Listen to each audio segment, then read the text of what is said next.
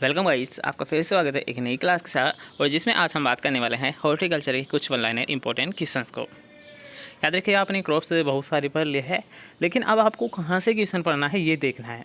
तो बिल्कुल, अगर आपने वीडियोस कंप्लीट देखी या फिर डेली अगर आपने क्लासेस ली तो आपको ये ज़रूर कन्फर्म हो जाएगा कि सर जी यहाँ से क्वेश्चन बनते हैं, हमें ऐसे पढ़ना चाहिए। ठीक है, पढ़ते सभी है, बस आपको थोड़ा सा पढ़ने का तरीका चेंज करना होगा। तो उसी के बारे में यहाँ पर है, मतलब क्वेश्चंस यहाँ पर है। और क्वेश्चन से आपको बहुत कुछ सीखने को मिलता है, कैसे पढ़ना चाहिए, कहाँ से पढ़ना चाहिए, किस तरीके से पढ़ना चाहिए, अगर आप इसे सही वे में लेते हो तो। अदरवाइज वीडियो भी सब देखते हैं, पढ़ते भी सही है, तो यहाँ पर आपको थोड़ा सा डिफरेंस करना है। बस आपको तरीका सीखना है, कैसे पढ़ना है, कैसे क्या करना है, ये सीखना है। ठीक है, तो क्वेश्चंस यहाँ पर हम कवर करेंगे जिससे कि आपको कोई दिक्कत नहीं आए। इसके साथ साथ जो भी यहाँ पर नए स्टूडेंट है तो वो चैनल को सब्सक्राइब ज़रूर कर ले और पास के बेल आइकन को ज़रूर दबा देना, ताकि आने वाली जितनी भी क्लासेस है वो आपको नोटिफिकेशन के साथ मिलते रहे। ठीक है, चलिए क्लास को स्टार्ट करते हैं। तो याद रखिए, सबसे पहला क्वेश्चन है, कॉमन सा क्वेश्चन है, और ये भी क्वेश्चन आपको एग्जाम में पूछा जा चुका है कि पौधे खरीदते समय पौधे की आयु कितनी होनी चाहिए। तो पौधे खरीदते समय याद रखिए, जो पौधे की आयु होती है वो होती है, याद रखिए, 1 से 2 वर्ष होनी चाहिए। ठीक है, नेक्स्ट क्वेश्चन के यहाँ पर बात करेंगे कि नर्सरी में पौधों की ग्रेडिंग किसके आधार पर की जाती है। अब ग्रेडिंग क्या होती है, तो ग्रेडिंग का मतलब ये होता है कि कौन सा पौधा अच्छा है, कौन सा पौधा ख़राब है, या फिर मान लीजिए हमने आज ख़रीदा, कल को वो ख़राब हो गया, मतलब वो याद रखिए अच्छी क्वालिटी में नहीं था, आपने उसमें कुछ कमी थी, वो आपने नहीं देखी और आपने उसे ख़रीद लिया। अब आप ये तो नहीं कर सकते कि हमने आज ख़रीद लिया, कल को अगर मान लीजिए ख़राब हो गया तो आप दोबारा से दे दीजिए, दुकानदार को तो नहीं दे सकते आप। और अगर मान लीजिए आप ऐसी कंडीशन में हो कि आपने पौधे खरीद लिए, लखनऊ से ले आए आप यहाँ पर, ठीक है, कोई सा भी आपका ज़िला है, मान लीजिए नागौर है, सवाईमाधोपुर है, जो जैसा भी है, तो वहाँ पर आप लेकर आ गए, तो क्या आपने मान लीजिए 5,000 पौधे खरीदे, उसमें से अगर मान लीजिए 50 भी ख़राब निकल गए, तो क्या 50 पौधों को देने आप वहाँ पर जाओगे? बिल्कुल नहीं जाओगे, क्योंकि इतना आपका कॉस्ट लग जाएगा उसको दोबारा से देने में। ठीक है, वैसे कोई दुकानदार एक बार जो माल बिक गया उसको रिटर्न भी नहीं लेता है। तो ऐसी बात हो जाती है कब, जब याद है हम ग्रेडिंग के आधार पर पौधों का चुनाव नहीं करते हैं। तो उसी के बारे में एक क्वेश्चन है कि याद रखिए, नर्सरी में पौधों की ग्रेडिंग की जाती है या किस आधार पर की जाती है। ग्रेडिंग कब की जाती है, जब याद रखिए हमें ये पहचाना हो कि कौन सा पौधा अच्छा है या फिर नहीं। ये जान लिया ग्रेडिंग कब करते हैं, लेकिन किस आधार पर करते हैं। तो याद रखिए, ये करते हैं तने की लंबाई और मोटाई के आधार पर करते हैं कि तना अच्छा है तो बिल्कुल लंबा चलेगा, तना अच्छा है, सुडौल है, मोटा है तो बिल्कुल है। एक कॉमन सी बात है, जैसे कि मान लीजिए हमारी रीढ़ की हड्डी है मनुष्य की, उसी प्रकार से याद रखिए पौधे का जो तना होता है वही उसकी रीढ़ की हड्डी है, तना और जड़। ठीक है, वो होते हैं, उसी के आधार पर इसका चुनाव किया जाता है। नेक्स्ट क्वेश्चन के यहाँ पर बात करेंगे कि अधिक उम्र के पौधरोपण से सफलता प्रतिशत कम हो जाती है। इसका आधार यही है, याद रखिएगा, जैसे कि आप मान लीजिए एक नवीन पौधा है। अब नवीन पौधा क्या है, याद रखिए, इसमें छोटी छोटी जड़ें हैं। छोटी छोटी जड़ होने के कारण हम क्या करेंगे, पहले हम इसे सिंचाई करेंगे और फिर इसे उखाड़ेंगे, तो आसानी से वो जड़ें सहित आ जाएगा, जो पौधा है वो जड़ सहित उखड़ जाएगा। इसके विपरीत अगर मैं बात करूँ, जैसे कि मान लीजिए कोई बड़ा पौधा हो चुका है, लेकिन लगभग मान लीजिए वो ज़्यादा साल का हो चुका है, 2 से 3 साल मान लीजिए, तो उसकी क्या है, वो जड़ें है वो गहराई में जा चुकी है, और अगर हम उसे फिर उखाड़ेंगे मान लीजिए कोई जगह से, तो क्या उसकी जड़ें टूटेगी नहीं। और अगर किसी पौधे की जड़ें टूट गई तो उसकी संभावना याद रखिए घट जाती है। कब, अगर हम उस पौधे को दूसरी जगह लगाते हैं तो। बस उसी से रिलेटेड ये क्वेश्चन है, याद रखिएगा कि अधिक उम्र के पौधरोपण से सफलता प्रतिशत क्या हो जाती है, कम हो जाती है। नेक्स्ट क्वेश्चन के यहाँ पर बात करेंगे, जिसमें आपको पूछा गया है कि पाले का प्रभाव सर्वाधिक कौन से फल वृक्षों पर अधिक होता है। याद रखिएगा, कल आपको बताया भी था, और जितनी भी क्लासेस हैं लगभग ये क्वेश्चन कॉमन है, कई बार आपको एग्जाम में भी पूछा जा चुका है। तो पाला की जब भी बात की जाए, पहले सबसे आपको ये समझना होगा पाला होता है क्या, या फिर ये क्या करता है पौधों में। तो याद रखिए, जब पौधों की जो पत्तियां होती है उन पर ये अफेक्ट करता है। कैसे करता है ये सर जी, ये भी बता दीजिए। तो याद रखिए, जो पौधे की जो पत्तियां होती है उनके याद रखिए क्या होता है, जो लीव्स होती है उनमें क्या होता है, पानी होता है, वाटर होता है। ठीक है, लगभग 75 से 80% जो बॉडी होती है प्लांट पार्ट्स की, वो भी याद रखिएगा किससे बनी होती है, वाटर से ही बनी होती है, कॉमन सी बात है। तो याद रखिएगा, ये जो पानी होता है इनके अंदर क्या हो जाता है, याद रखिए पाले के कारण। पाले का मतलब होता है, याद रखिएगा, जो तापमान है ना ये बहुत कम हो जाता है।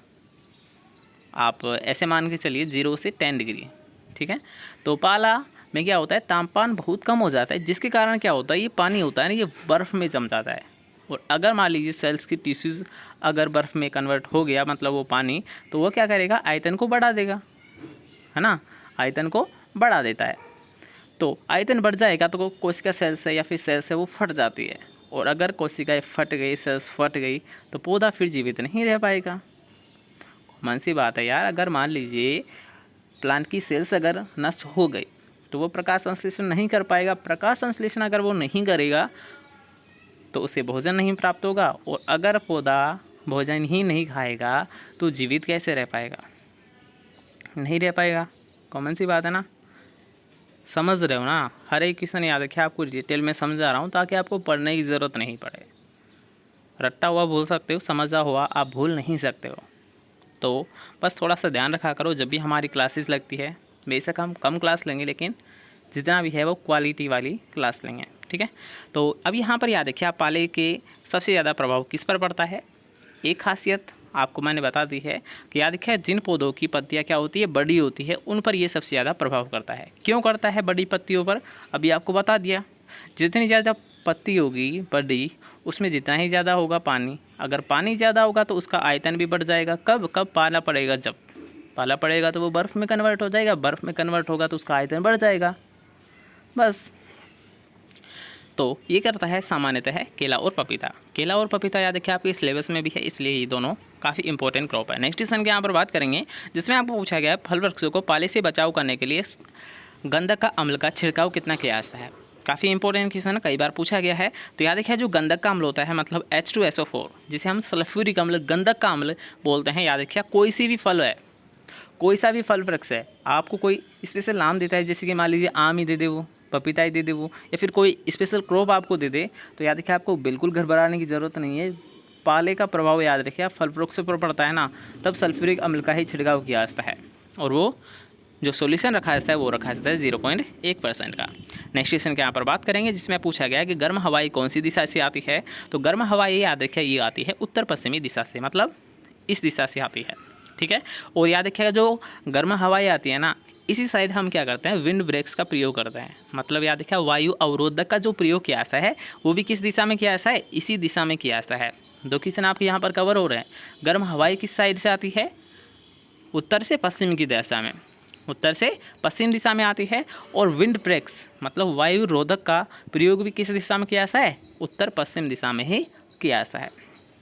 क्वेश्चन क्लियर होता है। नेक्स्ट क्वेश्चन के यहाँ पर बात करेंगे, जिसमें आपको पूछा गया कि सफ़ेद रंग गर्मी का क्या होता है, कुचालक होता है। अब कुचालक और सुचालक का मतलब क्या होता है। सुचालक का मतलब होता है, याद रखिएगा, ऐसा कोई माध्यम है जिसमें क्या है, सु मतलब अच्छा है। कोई अगर मान लीजिए, जैसे कि मान लीजिए यहाँ पर हम बात कर रहे हैं किसकी, गर्मी की, या फिर आप मान लीजिए बिजली है, तो बिजली का सुचालक वो होगा जिसमें बिजली आर पार आसानी से जा सके, और कुचालक वो है कि जिसमें बिजली दूसरी जगह नहीं जा पाए, मतलब उसे रोक दे, ठीक है, उसके गमन को क्या कर रही है, वो रोक रही है, अवरोध डाल रही है उस पर, तो उसे हम बोलेंगे कुचालक। सुचालक का मतलब है बिल्कुल भाई आइए, आपका बिल्कुल वेलकम है, मतलब उसे आने के लिए वो प्रोत्साहित कर रही है कि आप जाइए, कोई दिक्कत नहीं है, आपको एंट्री है। कुचालक है, आप नहीं आइए, आप बाहर रहिए, हमें आपकी कोई ज़रूरत नहीं है, ठीक है। सुचालक और कुचालक में डिफरेंस समझ चुके हो। चलिए नेक्स्ट क्वेश्चन के यहाँ पर बात चले हैं, जिसमें आपको पूछा गया है कि लू से बचाव हेतु क्या करते हैं।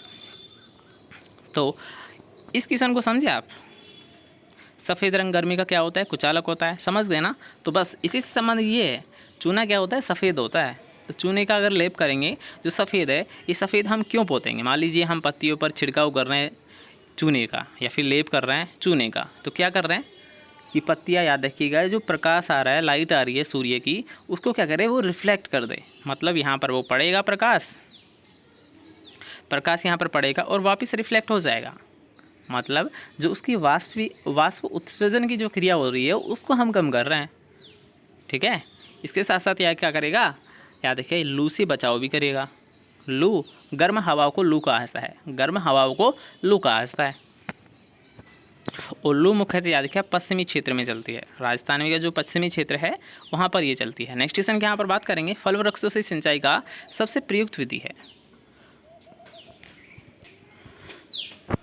तो याद रखिए आप फल वृक्ष की यहाँ पर बात कर रहे हैं। तो फल वृक्ष का मतलब होता है जैसे कि मान लीजिए कोई आम है, केला है, पपीता है, तो सभी में याद रखिए जितने भी जो फल वृक्ष है उनमें याद रखिए ड्रिप विधि, ट्रिकल विधि, माइक्रो इरिगेशन है, सभी की इसी के नाम है, टपक टपक विधि, टपक टपक विधि, बूंद बूंद विधि, सभी इसी के नाम है। ठीक है। और याद रखिएगा इस ड्रिप से ही आप याद रखना, इसका जो लास्ट वाला जो पॉइंट होता है ना, जहाँ से पानी निकलता है, उसे हम बोलते हैं ड्रिपर या इमीटर्स। क्या बोलते हैं? ड्रिपर या इमीटर्स। याद रखना, जहाँ से पानी निकलता है लास्ट में आपने एक पॉइंट देखा है, उसे क्या बोला जाता है? ड्रिपर या इमीटर्स बोला जाता है, ड्रिपर या इमीटर्स बोला जाता है। इसके विपरीत अगर मैं बात करता हूँ फव्वारा विधि। ठीक है, फव्वारा से भी क्वेश्चन आपको पूछा आता है, तो फव्वारा का हद किसे बोला जाता है? फव्वारा का हद किसे बोला जाता है, बता सकते हो? तो याद रखिएगा फव्वारा का हद नोजल को बोला जाता है। किसे बोला जाता है? नोजल को बोला जाता है। अब नोजल क्या होता है सर जी, ये भी बता दीजिए। तो याद रखिएगा ड्रिप इरिगेशन आपने देखी है, बूंद बूंद विधि आपने देखी है, टपक टपक विधि आपने देखी है, उसका लास्ट पॉइंट होता है वो होता है ड्रिपर या इमीटर्स। इसी के विपरीत जैसे कि मान लीजिए फव्वारा होता है, तो फव्वारा आपने सभी ने देखा होगा। याद रखिएगा ये जो लगे होते हैं, ये जो लगे होते हैं, याद रखिए यहाँ पर लास्ट पॉइंट होता है। सॉरी बच्चे थी, दोबारा से देख लीजिए कि हम बात कर रहे थे फव्वारा की। तो याद रखिए यहाँ पर जो लास्ट पॉइंट पर जो लगे रहते हैं, जो क्या करते हैं? पानी को डिस्ट्रीब्यूट करते हैं, पानी का छिड़काव करते हैं। ठीक है, इनको हम बोलते हैं नोजल। क्या होते हैं? नोजल। ओके, ये होते हैं नोजल। और याद रखिएगा जो लाइन भी सी रहती है ड्रिप की, यहाँ पर जो छोटे छोटे पॉइंट होते हैं, इनको क्या बोला जाता है? ड्रिपर या इमीटर्स बोला जाता है। क्वेश्चन समझ रहे हो? और इस नोजल को याद रखिए फव्वारा का हद भी बोला जाता है। ओके, चलिए यहाँ पर एक और क्वेश्चन बनता है कि जो ड्रिप इरिगेशन इसका दबाव कितना रखा जाता है, पानी का प्रेशर कितना रखा जाता है? तो 1 से 2 किलोग्राम प्रति मिनट, या फिर आप इसको छोड़िए अभी, 1 से 2 याद रखिएगा, और फव्वारा का 3 से 4 याद रखिएगा। ठीक है, दोनों क्वेश्चन है, काफ़ी इंपॉर्टेंट है। और ड्रिप विधि को कहाँ से लाया गया था? ड्रिप विधि को सिमचा ब्लास्ट के द्वारा याद रखिए इजराइल से लाया गया था। एक और याद रखिएगा, ड्रिप विधि को सिमचा ब्लास्ट के द्वारा इजराइल से लाया गया था। कहाँ से लाया गया था? इजराइल से लाया गया था। एक और क्वेश्चन यहाँ पर मैं क्लियर करूँगा कि ड्रिप विधि की याद रखिएगा, जो ड्रिप विधि है इसका प्रयोग क्लोज मतलब पास पास जो भी फसलें हैं उनको ग्रो किया जाता है, उनके लिए ड्रिप विधि का प्रयोग नहीं किया जा सकता। लेकिन याद रखिएगा जो आपकी थाला विधि है इसका प्रयोग याद रखिएगा क्लोज वाली के लिए किया जा सकता है। जो थाला है जिसे आप चेक बेसिन बोलते हो, तो याद रखिएगा क्यारी विधि आप जिसे बोलते हो, सॉरी ये चेक बेसिन, या हम बात कर रहे हैं चेक बेसिन या क्यारी विधि की। तो क्यारी विधि है, याद रखिएगा क्यारी विधि का प्रयोग क्लोज वाली फसलों के लिए किया जाता है, जिनका मतलब पास पास जिसको हम उगाते हैं उनके लिए क्यारी विधि का प्रयोग किया जाता है, और ड्रिप विधि का प्रयोग उसके लिए नहीं किया जा सकता है। क्वेश्चन है आपको अभी जो रिसेंटली पेपर हुआ था पीजी का, उसमें ये क्वेश्चन पूछा गया है कि जो याद रखिएगा क्लोज वाली है उन फसलों में किसका प्रयोग किया जाता है? चेक विधि, चेक बेसिन विधि या फिर क्यारी विधि का प्रयोग किया जाता है, और किसका प्रयोग नहीं किया जा सकता? ड्रिप इरिगेशन का प्रयोग क्लोज क्रॉप के लिए नहीं किया जा सकता। ठीक है, चलिए नेक्स्ट क्वेश्चन की यहाँ पर बात करेंगे कि तापमान बढ़ने पर वाष्पोत्सर्जन की दर क्या होगी? ये भी बढ़ेगी, कॉमन सी बात है। जब भी याद रखिएगा तापमान अधिक होगा तो पानी की जो भाप बढ़कर उड़ने की जो क्षमता है वो भी बढ़ेगी। नेक्स्ट क्वेश्चन की यहाँ पर बात करेंगे जिसमें आपको पूछा गया है कि वर्षा का बहुत कम या नहीं होना क्या कहलाता है? अनावृष्टि। इसके विपरीत जैसे कि मान लीजिए हिंदी में ये वर्ड यूज़ होता है कि अनावृष्टि का मतलब होता है वर्षा का नहीं होना, और वर्षा का ज़्यादा से ज़्यादा होना अतिवृष्टि कहलाता है। क्या कहलाता है? अतिवृष्टि कहलाता है। नेक्स्ट क्वेश्चन की यहाँ पर बात करेंगे जिसमें आपको पूछा गया है कि प्राकृतिक रूप से प्रसारण का उत्तम उदाहरण क्या होता है? तो प्राकृतिक रूप से याद रखिए जो प्रसारण किया जाता है, जो प्रोपेजेशन किया जाता है, ये किया जाता है बीज के द्वारा किया जाता है। लेकिन इसके विपरीत अगर मैं बात करता हूँ, याद रखिए प्राकृतिक तौर पर तो याद रखिए बीज से होता है, लेकिन इसके विपरीत जैसे कि मान लीजिए आप जो कटिंग यूज़ करते हो, जो ग्राफ्टिंग आप यूज़ करते हो, जो एयर लेयरिंग आप यूज़ करते हो, ये सभी क्या होते हैं? याद रखिए ये होते हैं अप्राकृतिक, मतलब लैंगिक विधि जिसे हम बोलते हैं। नेक्स्ट क्वेश्चन की यहाँ पर बात करेंगे जिसमें आपको पूछा गया है कि बीज के द्वारा जो तैयार पौधा होता है वो क्या कहलाता है? वो कहलाता है बीजू पौधा। नेक्स्ट क्वेश्चन की यहाँ पर बात करेंगे जिसमें आपको पूछा गया है कि कौन से पौधे में प्रवर्धन बीज द्वारा ही संभव है? मतलब ऐसे कौन कौन से पौधे हैं जिनमें याद रखिएगा आप किसी लीफ से नहीं कर सकते, आप कोई तने की कटिंग से नहीं कर सकते, आप किसी माध्यम से नहीं कर सकते, केवल आप उसका जो प्रोपेजेशन है, जो प्रवर्धन है, वो केवल बीज के द्वारा कर सकते हैं। तो वो होते हैं याद रखिए पपीता और फालसा। और यहाँ पर आप नींबू भी ले सकते हो, पपीता, फालसा या नींबू, याद रखिएगा इन सभी का जो प्रोपेजेशन है ये बीज के द्वारा ही किया जाता है।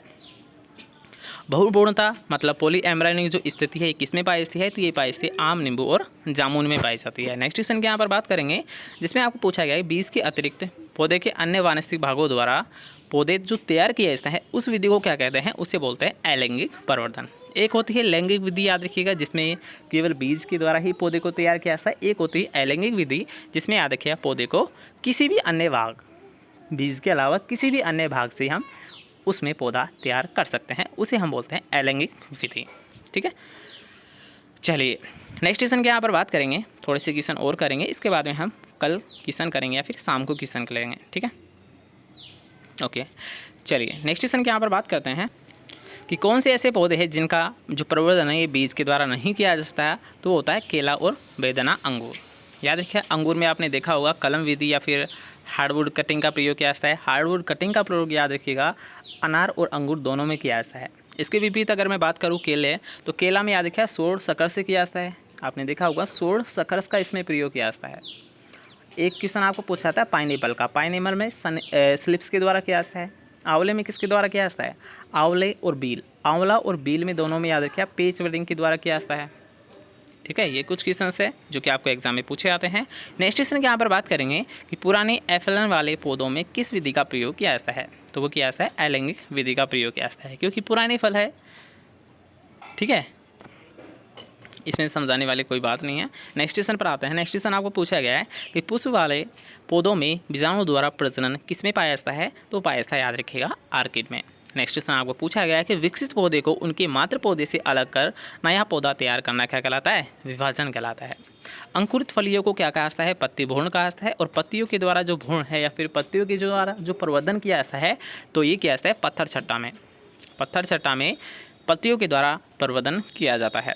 मोथा में राइजोम के द्वारा किया जाता है। हिरणखुरी में जड़ के द्वारा किया जाता है। दूब घास में सकर्स के द्वारा किया जाता है। रनर्स के द्वारा किस में किया जाता है, स्ट्रॉबेरी में रनर्स के द्वारा किया जाता है। दूब घास में सकर्स के द्वारा किया जाता है।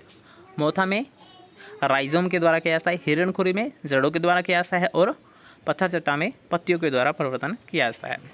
ठीक है, तो चलिए आज की क्लास को बस यहीं पर विराम देते हैं। आई थिंक आपको क्लास पसंद आएगी, सारे क्वेश्चन आपको वीडियो के साथ कवर हो चुके होंगे। तो चलिए मिलते हैं नेक्स्ट क्लास के साथ, जब तक अच्छे से पढ़िए, अच्छे से रहिए। Bye bye, take care.